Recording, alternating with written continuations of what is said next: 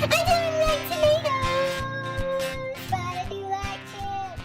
everybody, welcome to Tasty Thursday. Today we are making a delicious football food that I call Spud Sliders. Now, some of you have probably had potato skins in restaurants.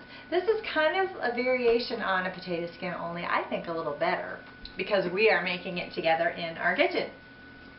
So we have very few ingredients. We do have two different steps. So the first step is I've already preheated our oven to 400, so it's ready to go.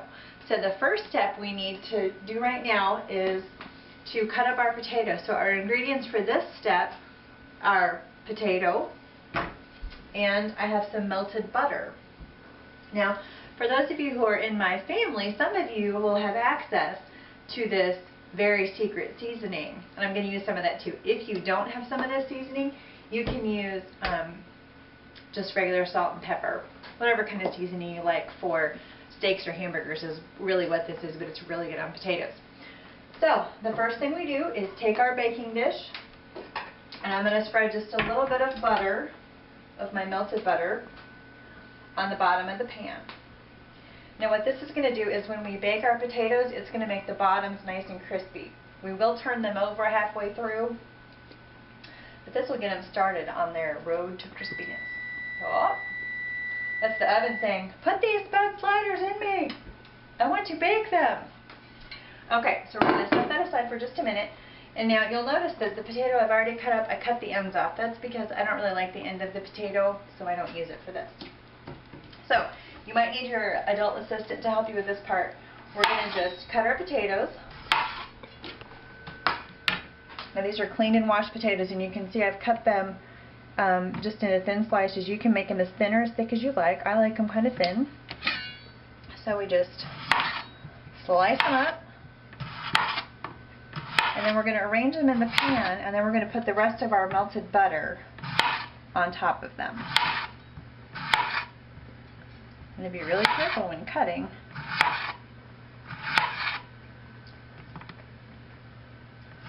Now we're going to bake these for about 30 minutes. So if you're going to make these for a football party, you want to put these in before you start making some of your other food, because these take a little bit longer to bake. But the nice thing about these is that you can just throw them in the oven and you don't have to worry about them. So now we just layer them in our pan. If you have a lot of these, you could use a large baking dish too. So we just spread them out. And then we're going to spread our butter over the rest of them, and then we're going to add our special seasoning. That one's kind of thick. Maybe you need to cut that one again. Okay, I think that's about enough for this pan. We have a few too many potatoes to fit in our pan. So we're going to go ahead, and if you have one of these brushes, you can use it. It works really well. If you don't, you can just pour the butter over and kind of smear it around with a spoon. That's called improvising in the kitchen. That's a really good chef technique to be a good improviser. Okay. Now, I'm not doing this on this recipe, but sometimes what I do is take seasoning and actually add it to my melted butter. So if you wanted to do that, you could add the special seasoning or your salt and pepper to your butter, and then you would just have one step. So now I'm going to just sprinkle some of this on lightly. You don't want to put too much, but you want just enough to add flavor. Plus it looks really pretty. Okay. So now I'm not going to cover these or anything. I'm going to just put them in the oven just like this. So they're going to bake for 30 minutes. So we'll be back in about 25 minutes to get the rest of our Spud Slider toppings ready. And I cannot wait. Okay, so our Spud Sliders are finished baking, and they smell really yummy. I'm going to take them out of the oven. And now, Taste Tester doesn't like these too buttery. So what I'm going to do is take these out of the pan and drain them on some paper towels for a few minutes. We're going to have to cut up our other ingredients, or not cut up, shred up our cheese, and we've got our bacon that we're going to use for topping. So I'm going to just let these drain here for just a few minutes, and then we'll be back and shred our cheese and put our bacon on. Okay, so our potatoes are ready to go ahead and top. Now, if you like lots of butter, you can leave them in your original pan. If you don't like lots of butter and you drain them like I did, you'll want to use a cookie sheet or baking sheet to put them on when you top. So I've got my oven set to broil at 450, and we're going to just spread these out. Now this last step, your potatoes will crisp up a little bit, and we're going to put some cheese and bacon on them. You can put whatever you like on a potato. I just think cheese and bacon is a good way to go. So we're just going to spread these out just like so, and I've got some cheese already shredded up, and I'm just using Colby. So we're going to just take our shredded cheese and just sprinkle it on top of the potatoes. And then on top of that, we're going to use bacon.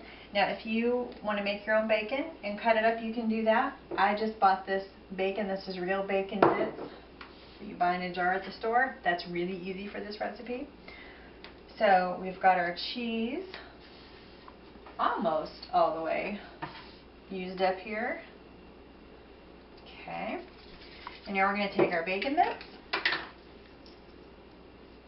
and we're going to just sprinkle those over our potatoes. Now, the cheese is going to get all melty, and the bacon is going to get nice and crispy. The edges of the potato are going to get nice and crispy. It's going to be really good.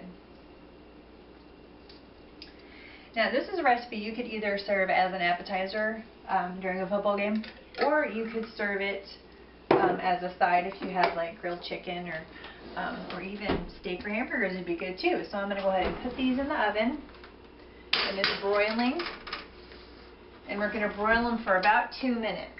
It doesn't take very long at all. So we'll be back in 2 minutes to check on them. Okay, our Spud Sliders have finished broiling. So we're going to take them out of the oven. You might be, ooh, can you hear them sizzle? Whoa!